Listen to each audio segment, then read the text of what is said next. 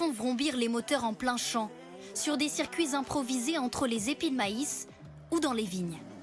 Les rodéos motorisés s'invitent aujourd'hui à la campagne et causent des dégâts dans les parcelles agricoles. Dans le Val d'Oise, Laurent Châtelain nous montre ce matin ces traces de passage découvertes dans ce champ de blé. Ils sont passés là, ils sont revenus, ils ont fait leur tour. Il y a 2 semaines, des quads ou des voitures ont dévasté une partie du champ.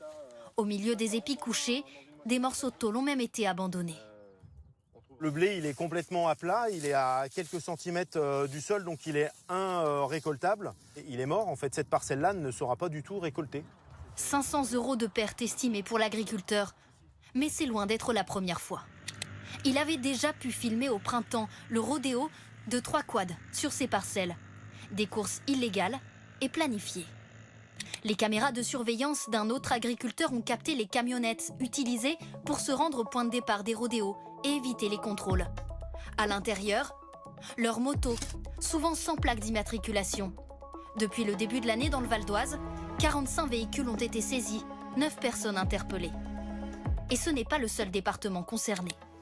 Le mois dernier, dans l'Oise, ces parcelles ont été détériorées par les passages de quads. Le cultivateur ne parvient pas à être dédommagé. On assure nos cultures pour les aléas climatiques et non pas pour les dégradations. Et les prairies ne sont pas couvertes non plus par les aléas climatiques. Mais il ne se passe rien. Si on ne trouve pas les auteurs, on ne peut pas leur infliger des dommages.